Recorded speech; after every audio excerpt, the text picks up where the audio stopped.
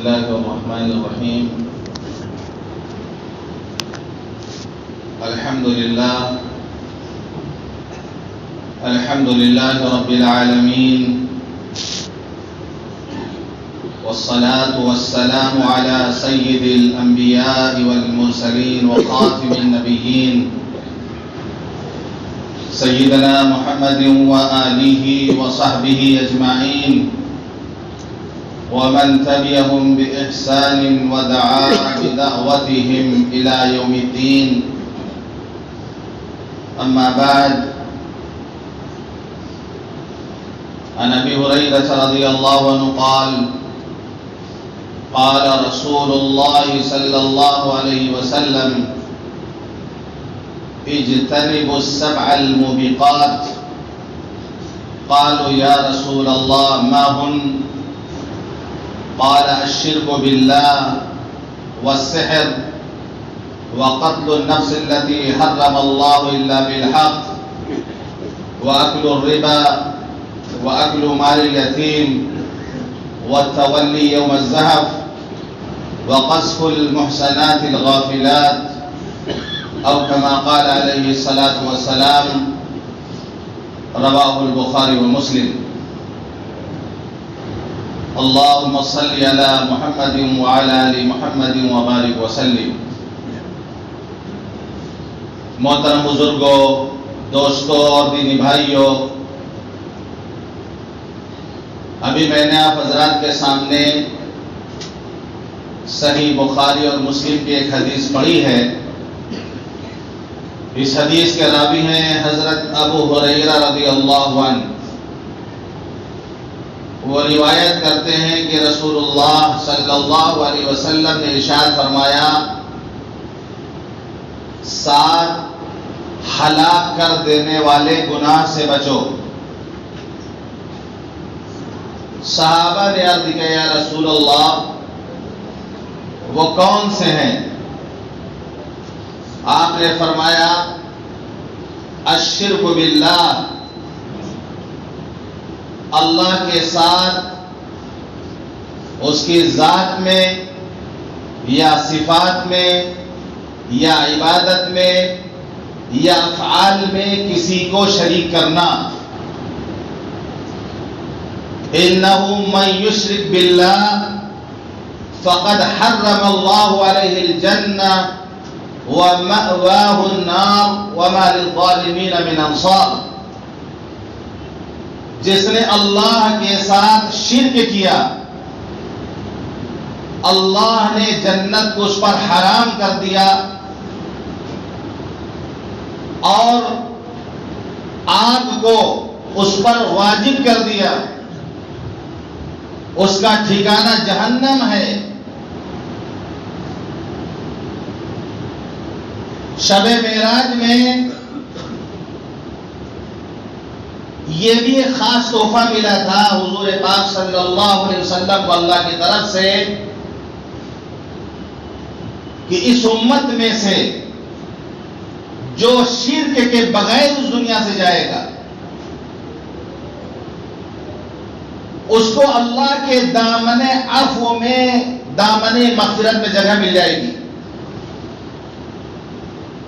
اس امت میں سے جو شرک نہیں کرے گا، شرک سے بچے گا، تو اللہ اس کی مغفرت کر دے گا. وَيَغْفِرُ مَا دُونَ ذَلِكَ لِمَن يَشَاءُ. شرک کے علاوہ اللہ جس گناہ کو چاہے معاف کر دے. تو جس نے شرک کیا وہ ہلاک ہو گیا، جس نے شرک کیا وہ ہلاکت پہ پڑ گیا. ہلاک کر دینے والی یہ چیز، ان 7 چیزوں میں نمبر 1 پر آپ نے شرک کو بتایا کہ شرک یہ ہلاک کر دینے والا ہے. دوسری بات آپ نے بتائی والسحر، جادو.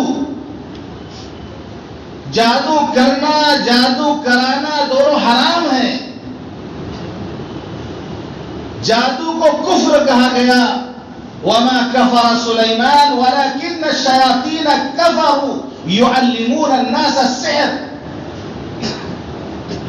شیاطین نے کفر کیا. یہ لوگوں کو جادو سکھاتے تھے. جادو میں ایسا کام کیا جاتا ہے جس سے شیاطین خوش ہوتے ہیں.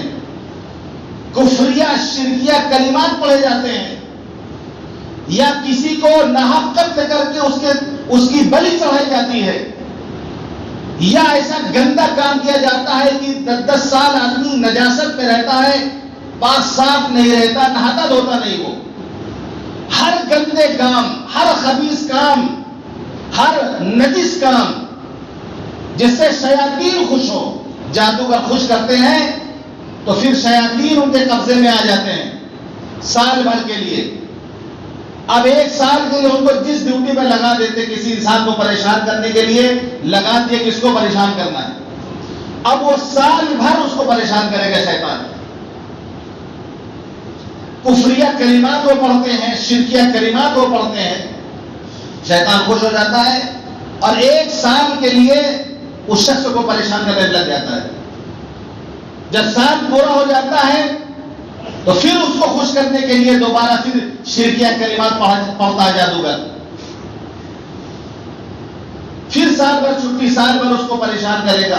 جس کو تکلیف پہنچانا ہے, کسی کے پیٹ میں تکلیف پہنچانا ہے, کسی کے آنکھ میں تکلیف پہنچانا ہے, کسی کے سر میں تکلیف پہنچانا ہے, اس کو بھیج دی جاؤ, اس کو پریشان کرو.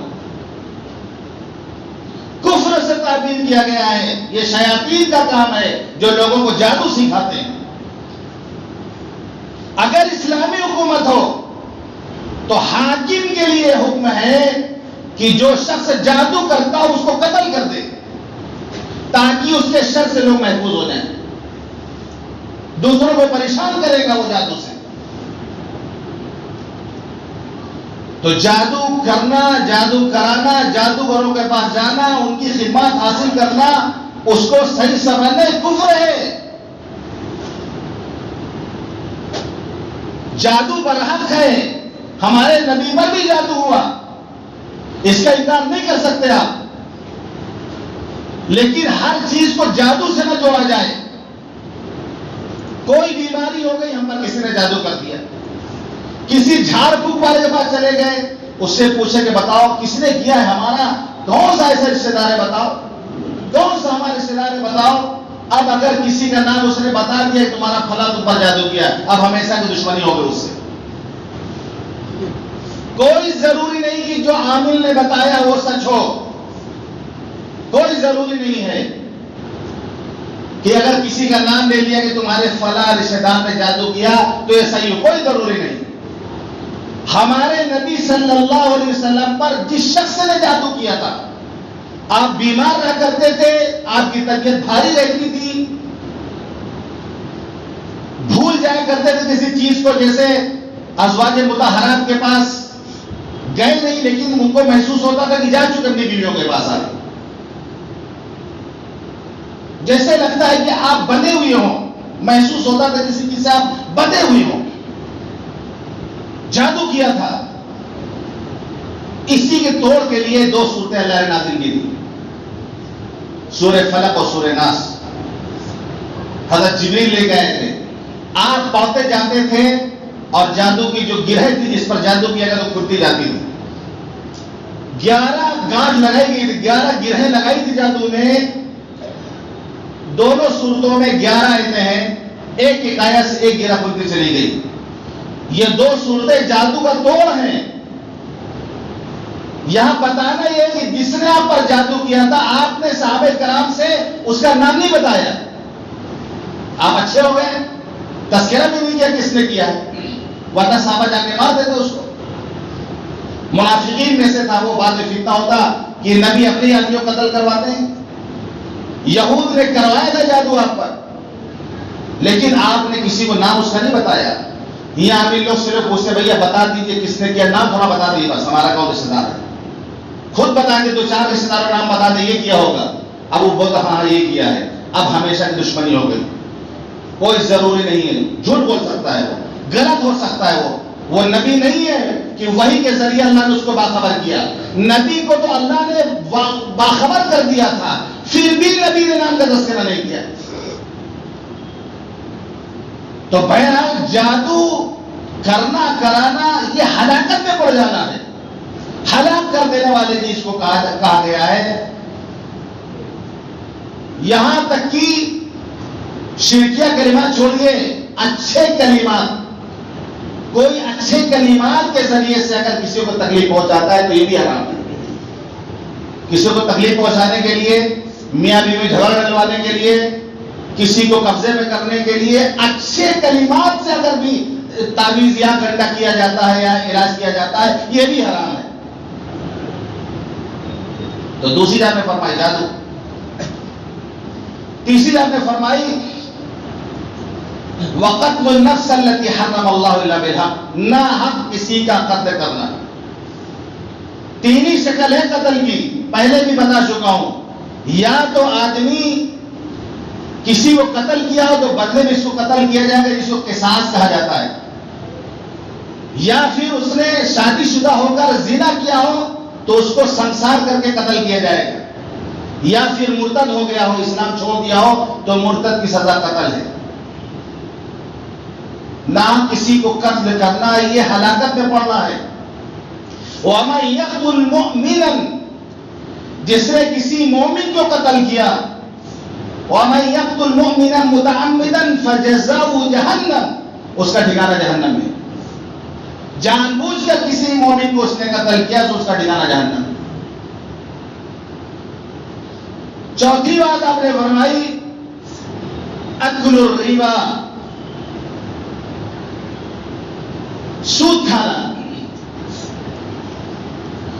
سود کھانا یہ ہلاکت میں پڑنا ہے. بہت افسوس کی بات ہے کہ آج ہمارے معاشرے میں، مسلم معاشرے میں سود کا بازار بہت زیادہ گرم ہے.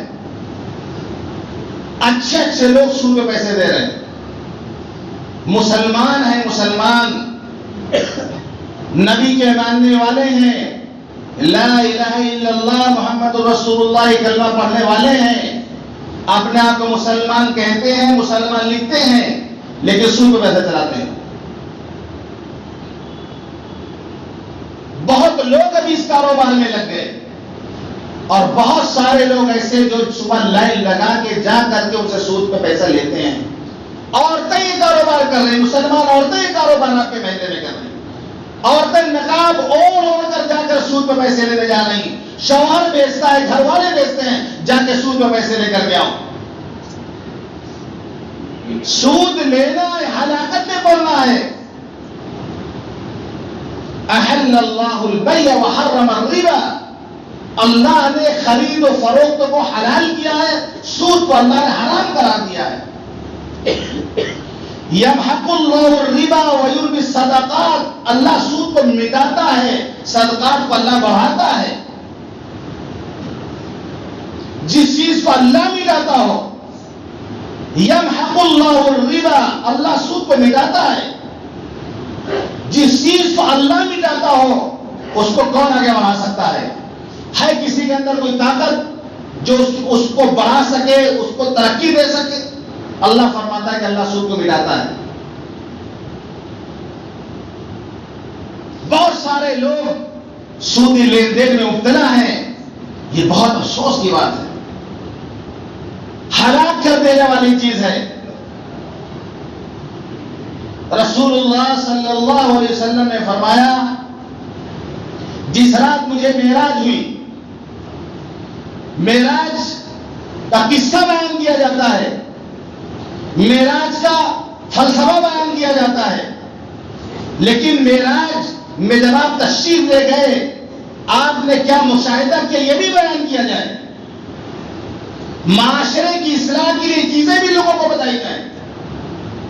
کہ آپ معراج میں تشریف لے گئے تو کیا دیکھا آپ نے؟ آپ نے فرمایا جس رات مجھے معراج کرائی گئی میں ایسی قوم کے پاس سے گزرا جن کے پیٹ مکانوں کی طرح بڑے بڑے تھے. بطونہم کالبیوت، ان کے پیٹ گھروں کی طرح، مکانوں کی طرح بڑے بڑے تھے. فی الحیات، جس میں سانپ بھرے ہوئے تھے، جس میں سانپ بھرے ہوئے تھے. ترا من خارج بطونہم، جو سانپ کی ان کے پیٹ کے باہر سے نظر آ رہے تھے. یعنی بڑے بڑے پیڑ ان کے گھروں کے برابر، اس پہ سانپ بھرے ہوئے اور وہ باہر سے نظر آ رہے ہیں. جیسے غبارہ کھلا دیا جائے، باہر کر دیا جائے تو اندر کوئی چیز ڈالی جائے تو نظر آنے لگے. وہ کبھی کسی بیماری کی وجہ سے دیکھیے کسی کا پیٹ پھولتا ہے، اس کے اندر ایک چمک پیدا ہو جاتی ہے کیونکہ کھان بڑھ گئی ہے. وہ اب پیٹ بڑھ گیا تو اندر بھی نظر آ رہے، سانپ نظر آ رہے ہیں. میں نے پوچھا من ہؤلاء یا جبریل، جبریل یہ کون لوگ ہیں، یہ کون لوگ ہیں؟ فرمایا ہؤلاء اکلۃ الربا، یہ سود کھانے والے لوگ ہیں، یہ سود خور ہیں، یہ سود کھایا کرتے تھے، ان کو یہ سزا مل رہی ہے. آپ نے فرمایا کہ میں سو رہا تھا، میرے پاس دو فرشتے آئے، مجھے لے کے بیت المقدس گئے. آگے بڑھے ہم نے دیکھا خون کا ایک نہر، خون کی ایک نہر ہے، اس کے بیچ میں ایک آدمی ہے، وہ باہر نکلنا چاہتا ہے، کنارے پر ایک آدمی کھڑا ہے، وہ ہاتھ میں پتھر لے کے اس کو زور سے مارتا ہے. پھر وہ اپنی پہلی جگہ پہنچ جاتا ہے، پھر یہ باہر نکلنا چاہتا ہے، پھر یہ زور سے پتھر مارتا ہے، وہ پیچھے چلا جاتا ہے. یہی سزا مسلسل ہو رہی ہے، یہی سزا مسلسل مل رہی. میں نے ان دونوں سے پوچھا یہ کون ہے، کس چیز کی سزا اس کو مل رہی؟ ان دونوں نے بتایا کہ یہ سود کھانے والا ہے، یہ سود کھانے والا ہے. دنیا میں لوگوں کا خون چوسا کرتا تھا، غریبوں کا خون چوستا تھا یہ سود کے نام پر. اس کی سزا مل رہی تھی، خون کے دریا میں پڑا ہوا ہے.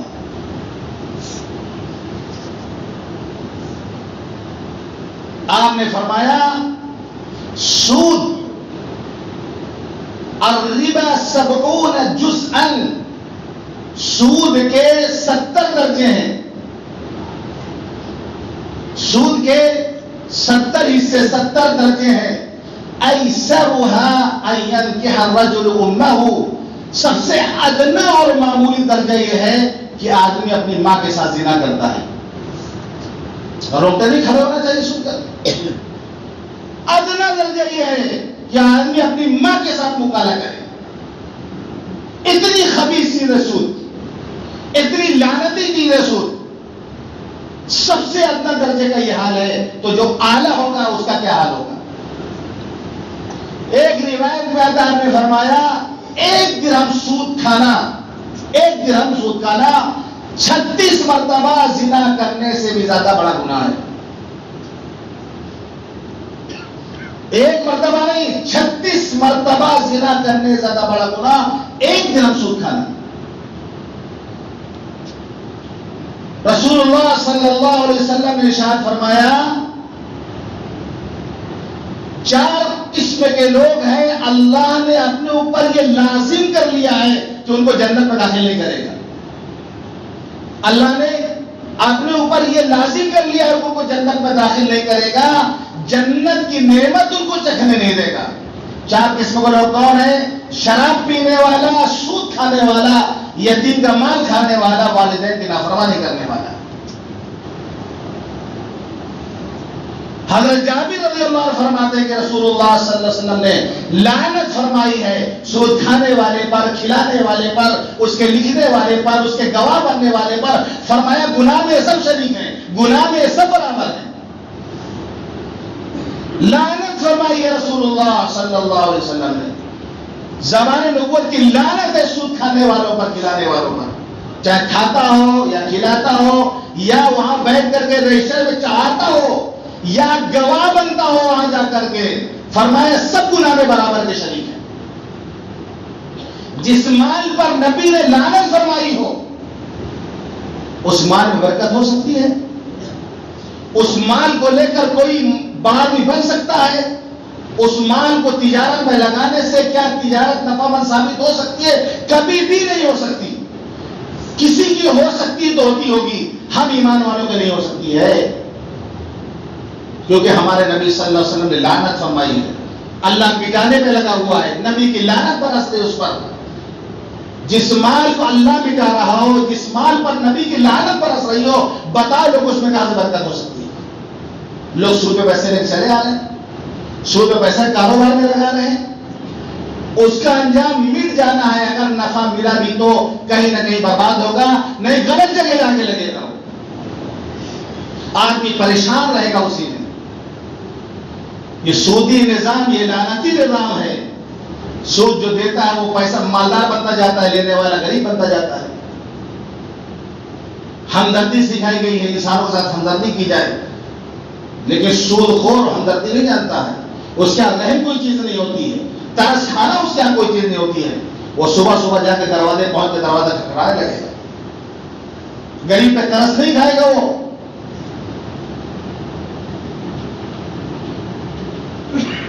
تو چوتھی چیز رسول اللہ صلی اللہ علیہ وسلم فرمایا, اکل الربا, سود کھانا. سود کھانا یہ ہلاکت میں پڑنا. پانچویں بات انہوں نے فرمائی, وہ اکل مال الیتیم, یتیموں کا مال کھانا.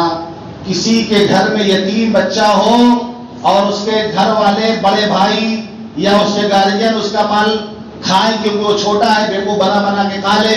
وہ لڑ نہیں سکتا, وہ مقدمہ نہیں کر سکتا, وہ اپنا حق مان نہیں سکتا, ابھی چھوٹا ہے, یتیم ہے, آدمی بہانے اس کا مال کھا رہا ہو. الذین یاکلون اموال الیتامی ظلما انما یاکلون فی بطونہم نارا. جو یتیموں کا مال ظلم کے ساتھ کھاتے ہیں وہ اپنے پیٹ میں انگارے بھر رہے ہیں. انگارے بھر رہے ہیں وہ اپنے پیٹ میں, بظاہر نظر نہیں آ رہا. جیسے دیا سلائی, ماچس کی تیلی ہے, اس میں آگ نظر نہیں آئے گی آپ کو. آپ کہیں گے کہاں ہے اس میں آگ, آگ اس میں کہاں, نظر تو نہیں آ رہی, لیکن جب آپ اس کو رگڑیں گے تو اس میں سے آگ نکلے گی. ایسی آپ سود کا مال کھا رہے ہیں, بریانی کھا رہے ہیں, مٹن کھا رہے ہیں, پلاؤ کھا رہے ہیں, بولے کہاں نظر تو نہیں ہے آگ. پیٹ میں جا کے آگ بن جا رہا, وہ پیٹ کے چمڑے میں جا کر رگڑتا ہے تو آگ بن جا رہی ہے. جو یتیم خانے کھلے ہوئے ہیں جہاں یتیموں کے نام سے پیسہ وصولا جاتا ہے, جن مدرسوں میں یتیموں کے نام سے چندہ کیا جاتا ہے, اگر ان مال کو یتیموں پہ خرچ نہیں کیا جائے گا تو یہ بھی آگ کھانے کے برابر ہے. اگر ناجائز طریقے سے یتیم خانے میں مال کھایا جا رہا, مدرسوں میں ناجائز طریقے سے یتیموں کا مال کھایا جا رہا, چندہ ان کے نام سے اٹھایا جا رہا, ان پہ نہیں خرچ کیا جا رہا, یا یاکلون فی بطونہم النار, یہ سب بھی اسی میں شریک ہے کہ اپنے پیٹ میں آگ بھر رہے ہیں. اور روایت میں آتا ہے قیامت کے دن جب یہ اٹھیں گے, ان کے کان, ان کے ناک, ان کی آنکھ, ان کے منہ سے آگ کے شعلے نکل رہے ہوں گے, آگ کے شعلے نکل رہے ہوں گے. تو یتیم کا مال کھانا ہلاکت میں پڑ جانا. چھٹے نمبر پہ آپ نے فرمایا میدان جنگ سے جان چھوڑا کے بھاگ جانا. وَالتَّوَلِّ يَوْمَ الزَّحْفِ, جنگ ہو رہی ہے, آدمی بزدلی کی وجہ سے, خوف کی وجہ سے جان بچانے کے لیے اپنے ساتھیوں کو جنگ کے میدان میں چھوڑ کے بھاگ جانا. یہ ہلاکت میں پڑ رہا ہے. ایسا نہیں, ایک مومن ایسا نہیں کر سکتا ہے. مومن بزدل نہیں ہوتا ہے, مومن ڈرپوک نہیں ہوتا ہے, وہ صرف اللہ سے ڈرتا ہے. لیکن کوئی میدان جنگ سے جان بچانے کے لیے بھاگ جائے اپنے ساتھیوں کو چھوڑ کر, فرمایا یہ ہلاکت میں پڑنے والا, یہ ہلاک کر دینے والی چیز. ساتویں بات آپ نے فرمائی وَقَذْفُ الْمُحْصَنَاتِ الْغَافِلَاتِ, بھولی بھالی پاک دامن عورتوں پر تہمت لگانا. بھولی بھالی پاک دامن عورتوں پر تہمت لگانا یہ ہلاک کر دینے والا ہے. ساتویں نمبر پہ اگر کوئی کسی پر تہمت لگاتا ہے, مثال کے طور پر زنا کی تہمت لگائے, کسی شوہر نے بیوی پہ زنا کی تہمت لگائے, اتنا سخت معاملہ ہے.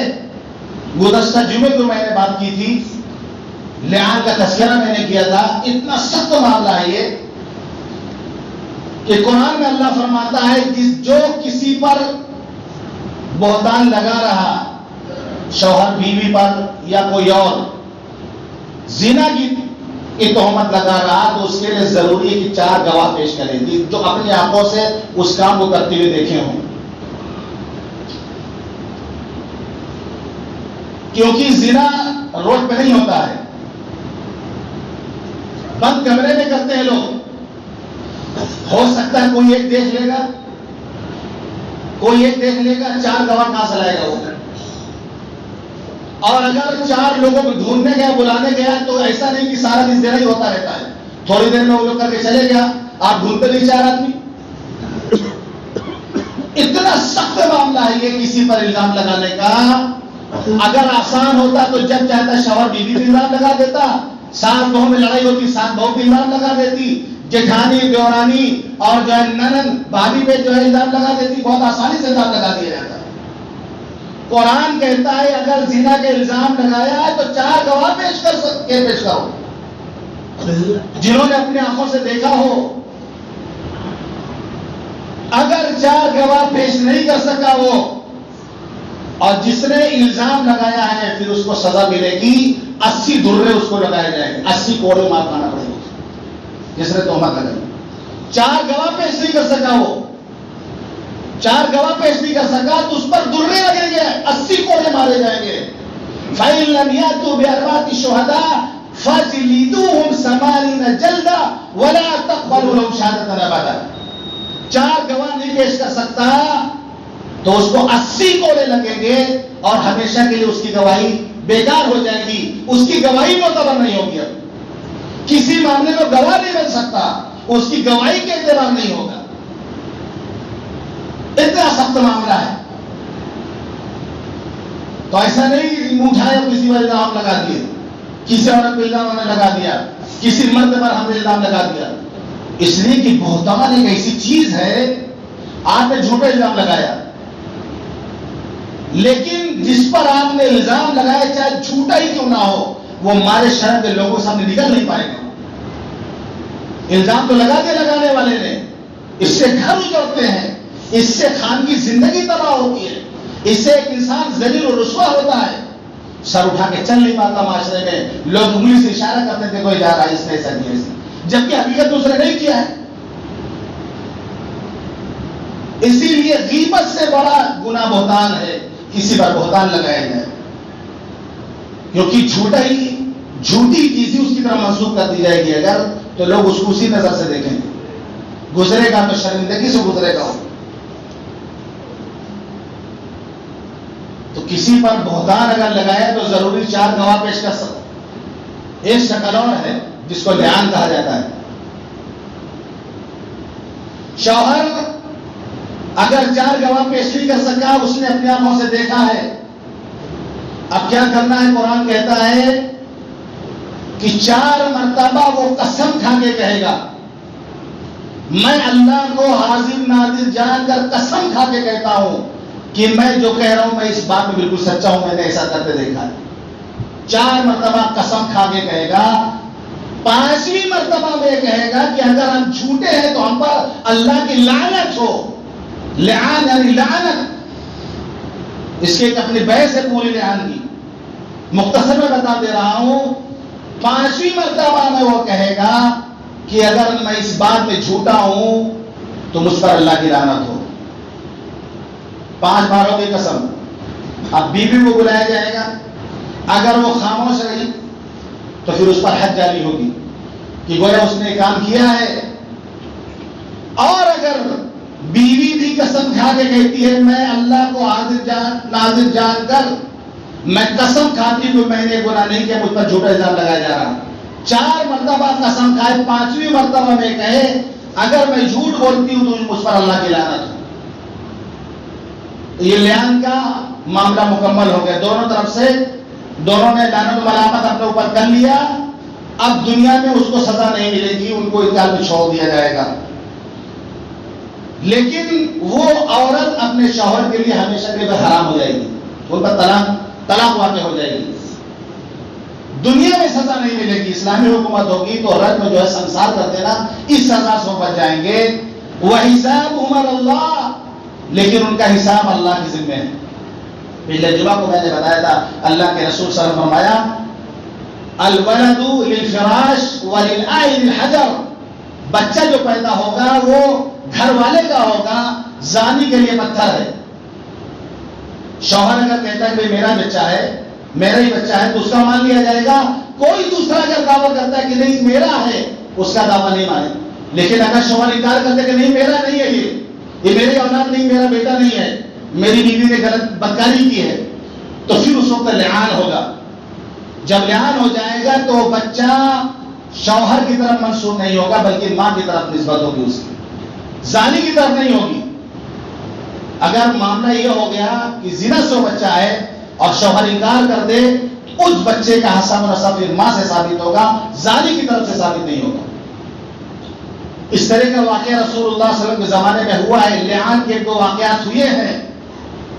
میاں بیوی دونوں نے قسم کھائی, اللہ کے رسول صلی اللہ علیہ وسلم نے ان کو علیحدہ کروا دیا, ان کو جدائی ہو گئی دونوں کے میں, لیکن ان کو سزا نہیں دی. وہ حساب اللہ, ان کا حساب اللہ کے پاس, اللہ کے ذمہ ان کا حساب ہے. اللہ سمجھے گا جھوٹ بول رہے ہیں کہ سچ بول رہے ہیں. اب انسان تو نہیں جان سکتا کہ اندر کا کیا معاملہ ہے, اللہ جانے گا اس کو.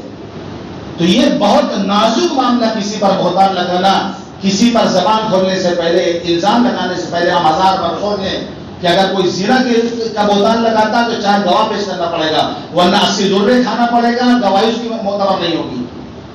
یا پھر لعان کا معاملہ جو میں نے مختصر عرض کیا, یہ 7 چیزیں ہلاک کر دینے والی ہے, برباد کر دینے والی ہے, تباہ کر دینے والی ہے. اللہ کے رسول نے فرمایا اجتنبوا, ان سے بچو. اللہ تعالی ہم سب کو توفیق دے کہ ہم ان خبیث ترین گناہوں سے, اللہ ہم سب کو توفیق دے بچنے کی, اور کہنے اس سے عمل کرنے کی توفیق عطا فرمائے. وآخر دعوانا الحمدللہ.